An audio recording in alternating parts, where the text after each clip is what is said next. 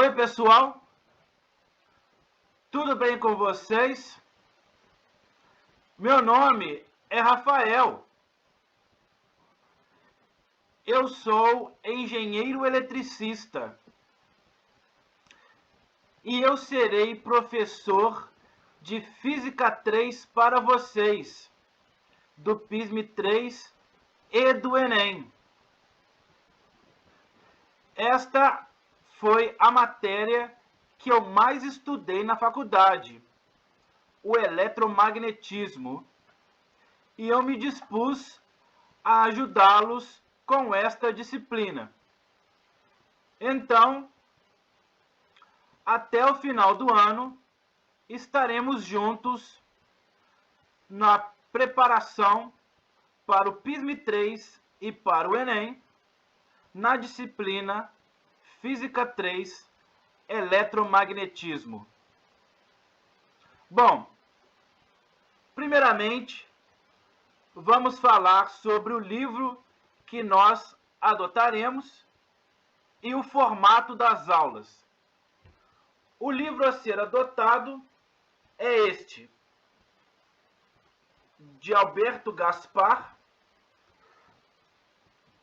Física para o Ensino Médio, Compreendendo a Física. Volume 3, Eletromagnetismo e Física Moderna.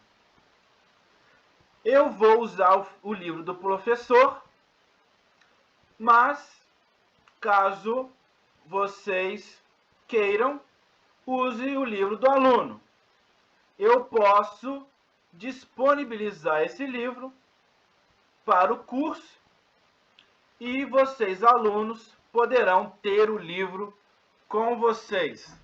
Somente a versão virtual, eu não vou poder dar a versão em papel para vocês, somente a versão virtual, essa que está comigo. Bom, vamos lá, vamos começar a nossa primeira aula para o PISM 3 e para o Enem, e o nosso primeiro assunto vai ser sobre a introdução à eletricidade. Unidade 1, eletrostática.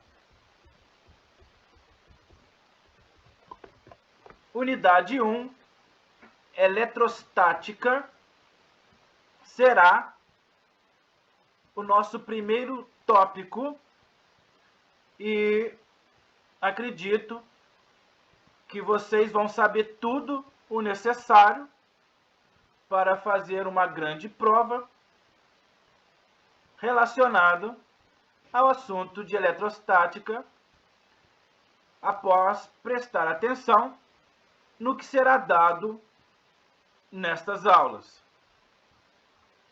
Bom, o livro traz aí como um fenômeno elétrico ou eletromagnético um raio. O que é um raio? Todos nós conhecemos os raios. Esta, entre outras perguntas, serão resolvidas ao longo deste curso.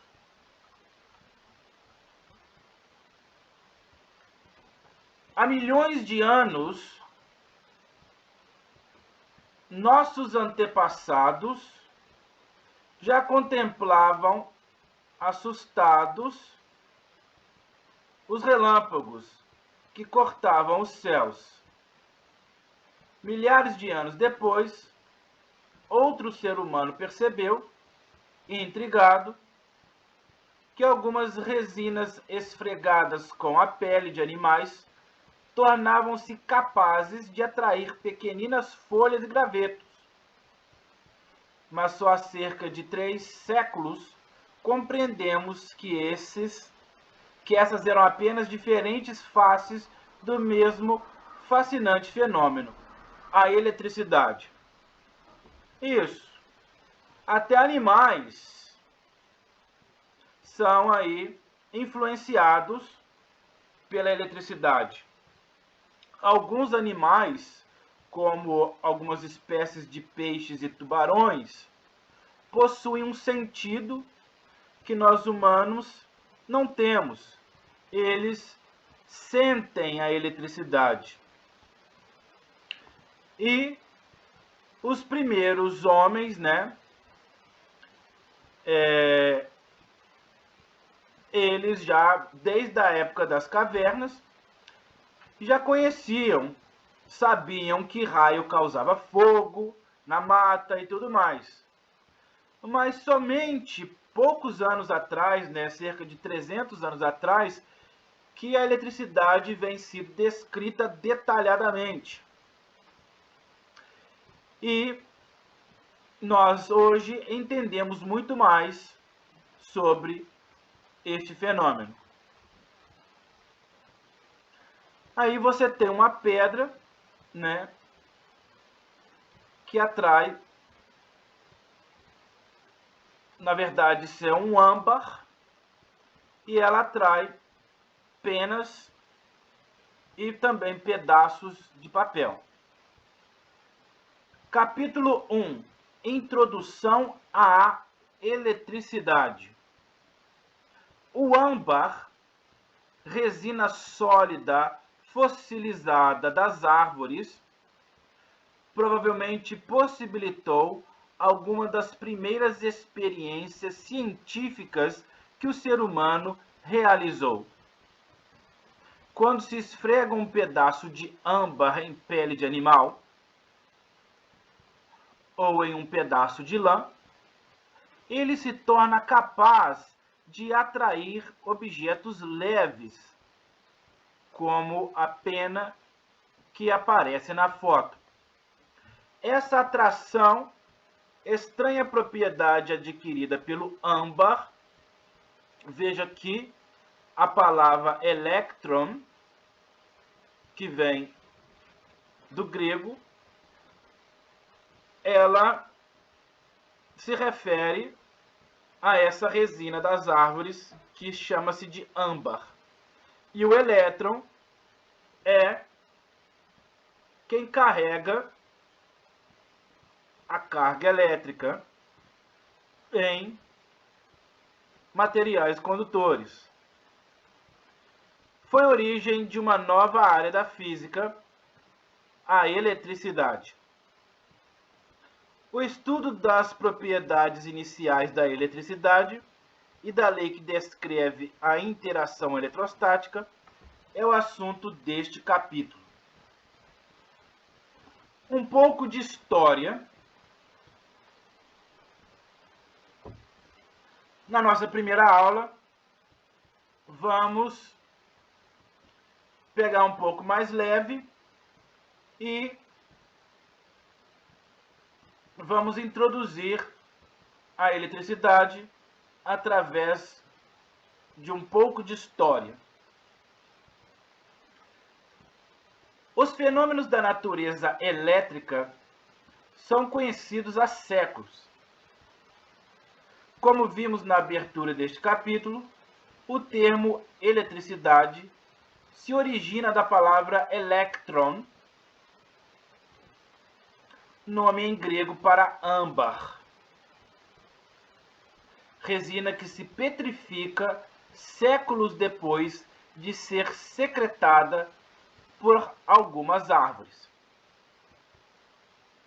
É bem provável que não tenham sido os gregos os primeiros a descobrir o fenômeno da eletricidade, mas parece certo que foram deles as primeiras explicações, a maioria delas dadas por Tales de Mileto, um matemático e filósofo grego do século VI a.C.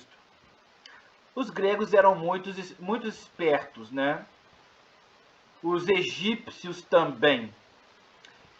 E na antiguidade, né, chamada antiguidade clássica, essas pessoas já sabiam muita coisa, né? Então sempre nas ciências, né, nas áreas naturais das ciências, nós voltamos lá na antiguidade chamada clássica, que nós chamamos de Grécia, Roma e Egito. O pessoal já sabia muita coisa.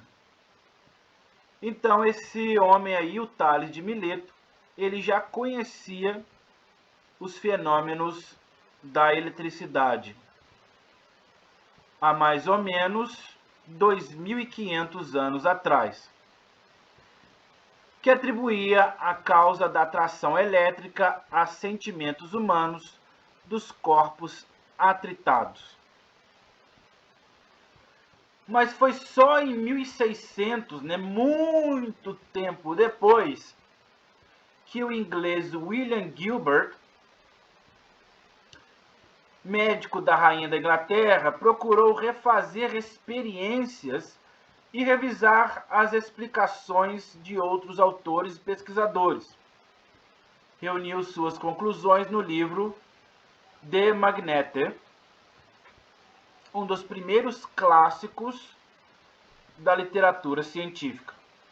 Depois de Gilbert, começaram a ocorrer observações mais cuidadosas e a surgir explicações menos animalistas da eletricidade.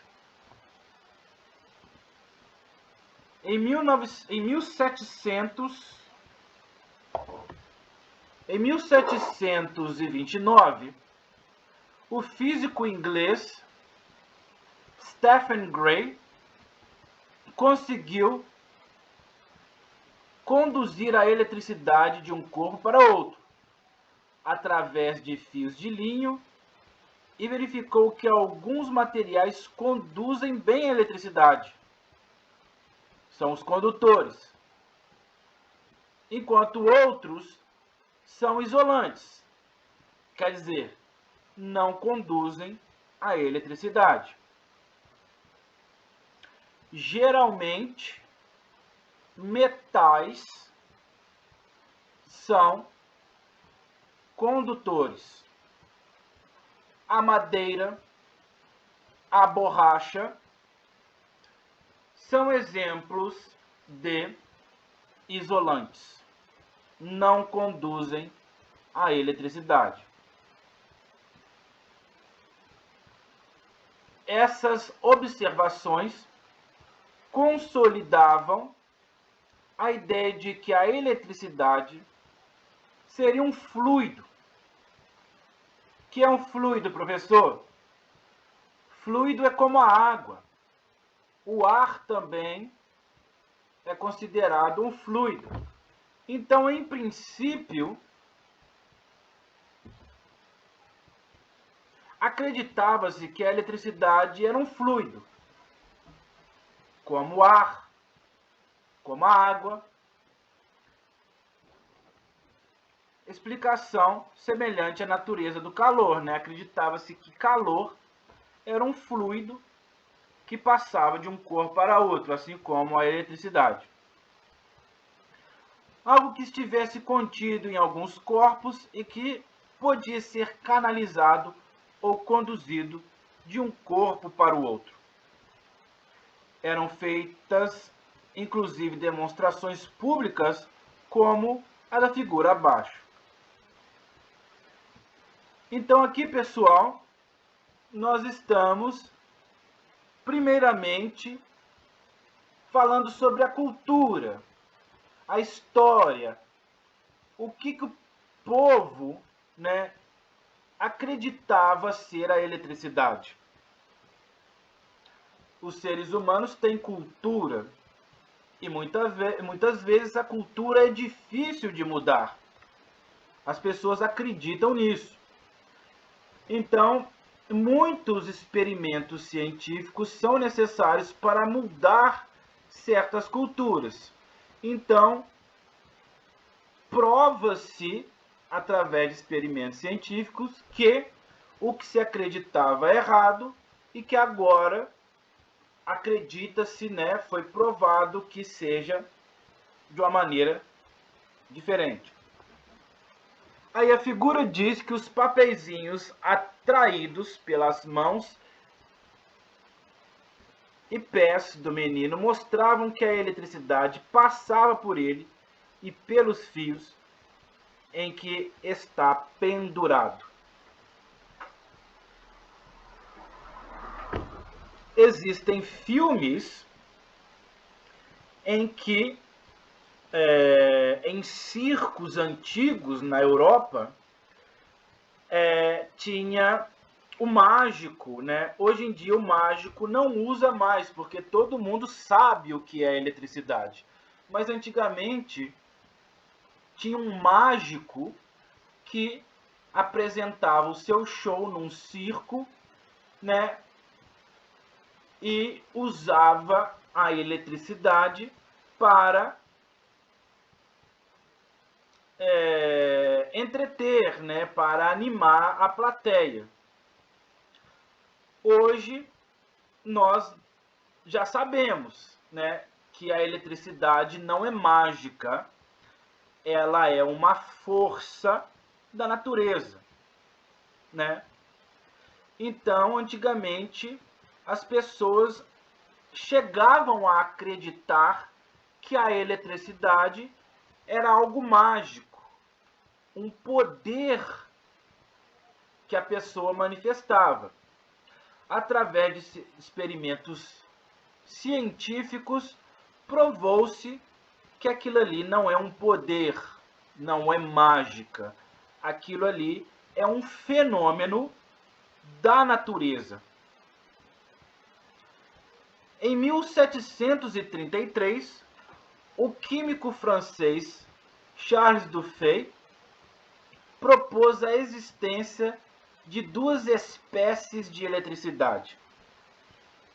Uma delas era do tipo da carga elétrica adquirida pelo vidro atritado com seda, chamada vítrea, e a outra era a carga elétrica adquirida por materiais resinosos, como âmbar, atritados com lã, chamada resinosa.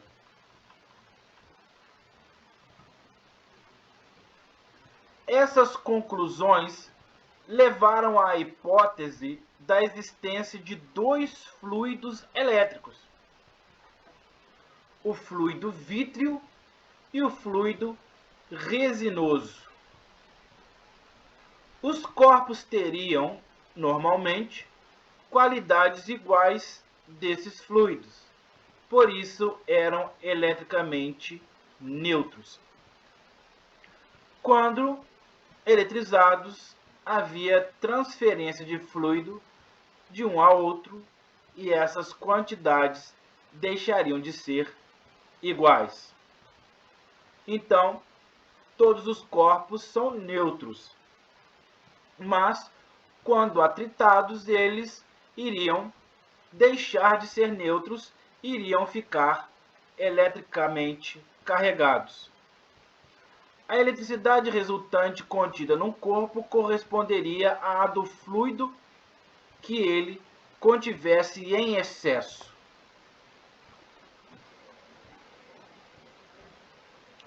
Por volta de 1750, o físico e político americano Benjamin Franklin propôs a teoria do fluido único. Segundo essa teoria, todo corpo teria uma quantidade normal desse fluido. Por isso, todo corpo seria eletricamente neutro. Se um corpo fosse atritado com outro, parte desse fluido passaria de um para o outro. O que adquirisse excesso de fluido estaria carregado positivamente, e o que ficasse com falta estaria carregado negativamente. Franklin foi o primeiro a usar as palavras positivo e negativo na eletricidade. Ele não conhecia os termos vítreo e resinoso criados por Dufay na França. Na prática, os corpos eletrizados positivamente correspondiam aos corpos que adquiriam eletricidade vítrea. Na teoria dos dois fluidos e os corpos eletrizados negativamente eram os que adquiriam eletricidade resinosa. Em outras palavras, positivo era sinônimo de vítreo e negativo sinônimo de resinoso. Durante muito tempo, ambas as teorias foram bem aceitas, pois explicavam satisfatoriamente os fenômenos elétricos. Os termos positivo e negativo, no entanto, acabaram por prevalecer.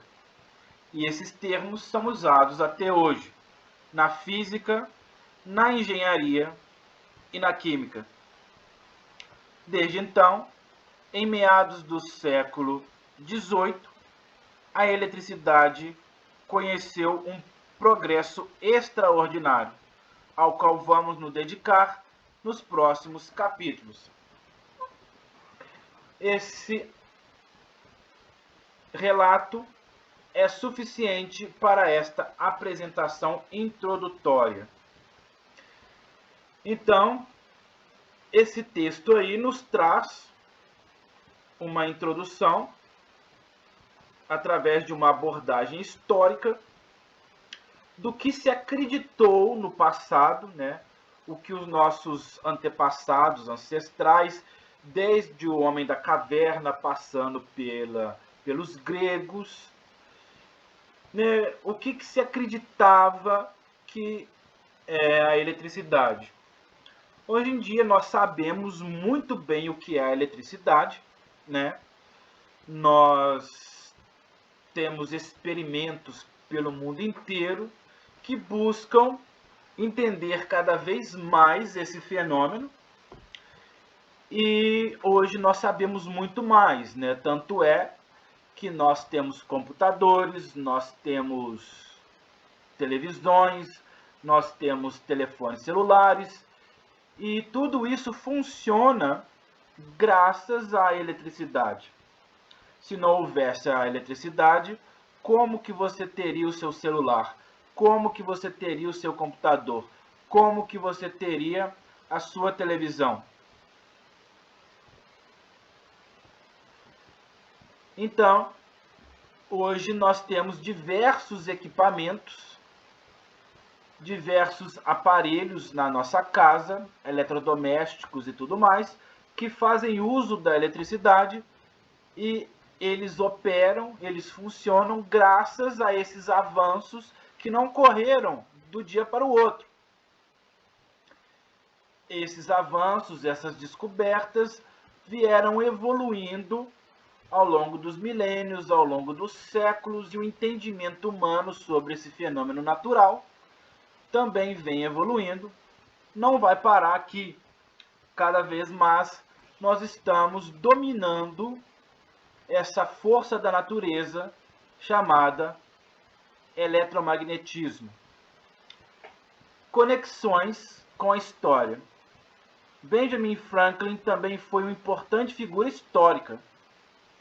Teve participação fundamental na independência norte-americana, sendo por isso conhecido nos Estados Unidos como o patriarca da independência.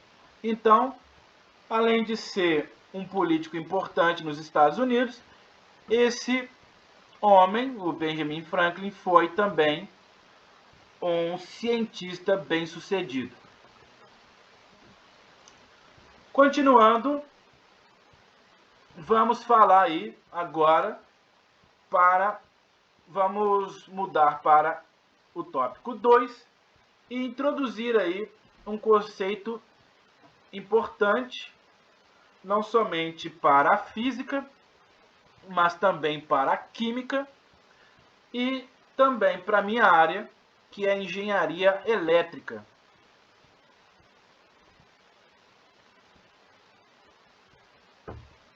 A carga elétrica e a eletrização. Desde o estudo da termodinâmica, a física voltou-se predominantemente ao mundo microscópico. Os fenômenos cuja natureza está na existência e nas características e propriedades das partículas elementares. partículas indivisíveis, que não são compostas de nenhuma outra. Na figura abaixo, podemos observar curiosos e artísticos desenhos que são traços deixados por partículas elementares atravessando uma câmara de bolhas.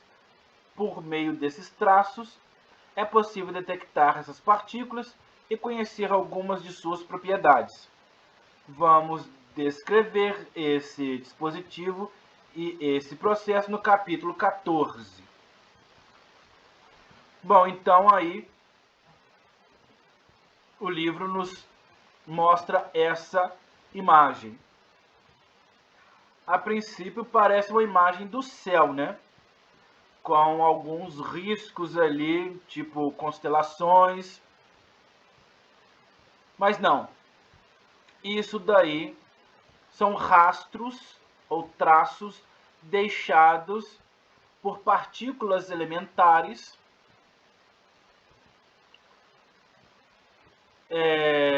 em um acelerador de partículas, né?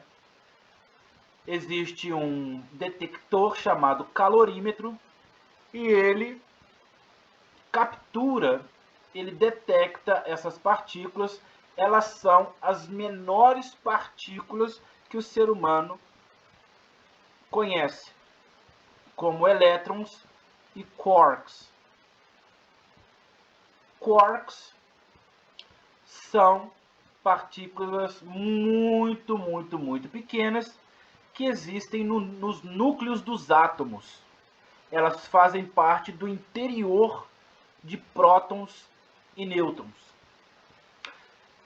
Isso é apenas uma curiosidade, não vai cair no Enem e nem no PISM 3, mas o livro traz aí, né, uma abordagem dizendo que nosso entendimento sobre o fenômeno eletromagnético já vem sendo altamente desenvolvido a ponto de nós conhecermos que essas manifestações da natureza existem e através do domínio disso nós conseguimos fazer diversas coisas que não eram conhecidas no mundo antigo e são agora conhecidas no mundo moderno. Embora muito antiga, a hipótese de o átomo ser o constituinte elementar da matéria só foi definitivamente aceita no início do século XX. Átomo vem do grego átomo. O A significa uma negação. Tomo significa cortar, dividir. Por exemplo, na medicina, usa-se o termo tomo, tomia, anatômico, lobotomia. Então, tomo significa dividir ou separar. E o átomo, para os gregos, era o indivisível. Então, eles acreditavam que o átomo era o indivisível, que não existia nada mais elementar que o átomo. Mas hoje nós sabemos haver partículas muito mais elementares que o átomo. E nós vamos ver esses conceitos como introdução ao nosso estudo da eletricidade. Provisoriamente, com ela veio a descoberta de partículas elementares portadoras de carga elétrica que compõem o átomo. Provisoriamente, podemos afirmar que o átomo é composto de elétrons, partículas que contêm a carga elementar negativa. Então, vocês vão lembrar que o elétron ele é carregado negativamente. dispostas em camadas que se assemelham a nuvens que envolvem o núcleo do átomo. Assim, imagine que a eletrosfera que vocês estudam em química seja como uma nuvem que você vê lá no céu. O núcleo do átomo é bem pequenininho e fica lá no meio da nuvem, enquanto que a eletrosfera é muito maior, bem grande, muito grande, e os elétrons ocupam a eletrosfera. E os prótons, eles ficam lá dentro, lá na parte pequenininha, né, do núcleo. Para vocês terem uma ideia, imaginem um estádio bem grande de futebol, o Maracanã.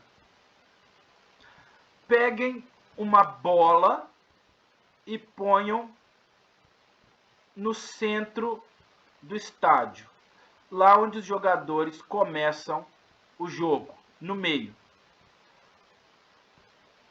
A bola é o núcleo. E todo o estádio, bem grande, né? Todo o estádio, até a arquibancada lá em cima, todo o estádio é a eletrosfera, é a nuvem. Então, onde os elétrons ficam, é essa nuvem enorme que está eletricamente presa, né? Eletricamente conectada a essa bolinha pequenininha lá no centro chamada núcleo. E o próton fica no núcleo. Apesar de a concepção atual de átomo ser bem mais elaborada, então, hoje sabe-se que o átomo é bem mais complexo, mas para o PISM e para o Enem, basta você entender como eu te falei. É uma grande nuvem que envolve uma bolinha pequenininha que fica lá no centro. Essa bolinha pequenininha é o núcleo, onde tem os prótons e os nêutrons, e os elétrons que têm carga negativa ficam ao redor. Na figura da coluna ao lado, por exemplo, que mostra um esquema de concepção moderna de um átomo de sódio, a superfície das esferas laranja e a dos balõezinhos verdes indicam as regiões chamadas orbitais, onde o elétron tem maior probabilidade de estar. Então, aqui está de uma maneira sem proporção, né? Porque proporcionalmente o núcleo aqui, onde está escrito núcleo, é bem menor. E esses em laranja aqui e em verde, onde ficam os elétrons, eles são muito maiores. Aí, então, nós temos uma concepção moderna de um átomo de sódio.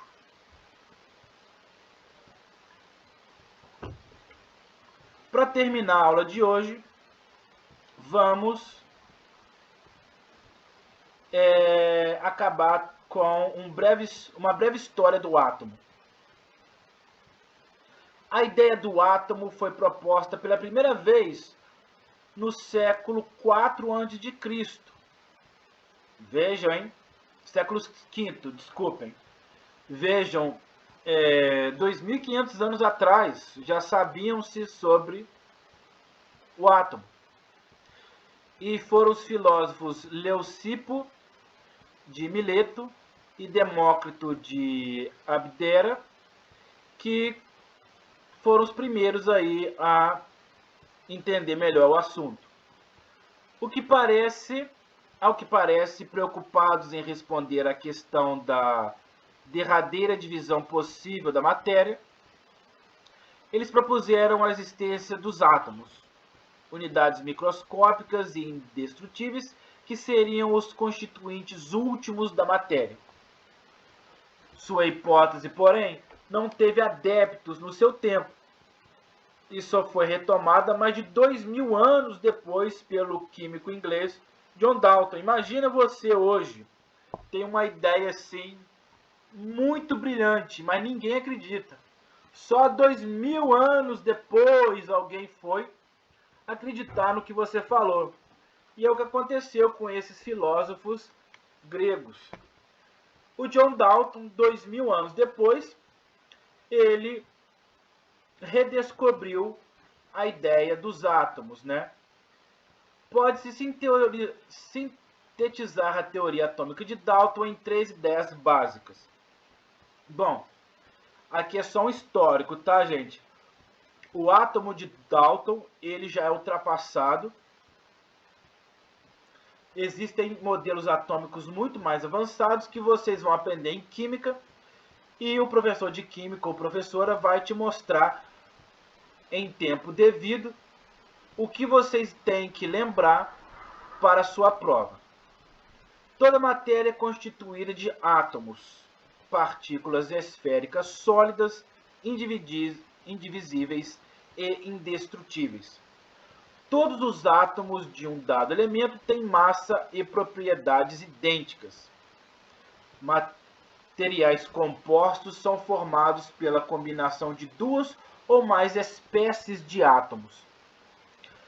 Apesar da importância da teoria de Dalton para o desenvolvimento da química, muitos físicos da época rejeitaram essa hipótese, que só veio a ser aceita no final do século XIX, principalmente depois de experiências feitas pelos físicos Jean-Baptiste Perrin e Thomson, J.J. Thomson, inglês, que resultaram na descoberta do elétron, assunto do capítulo 13. Então, vamos acabar aqui e antes de finalizar, vamos falar sobre a filosofia e a química. As ideias atomistas nasceram na Grécia Antiga, né? Como eu te disse, muita coisa teve início na Grécia, com os primeiros filósofos que buscavam o conhecimento, entre outros aspectos, a partir de observação da natureza. Bom, aí nós temos, né, eu já falei, vou falar novamente, a diferença entre crença e ciência. Você pode crer em qualquer coisa. Você tem o direito. Só que a ciência, ela não depende de crença.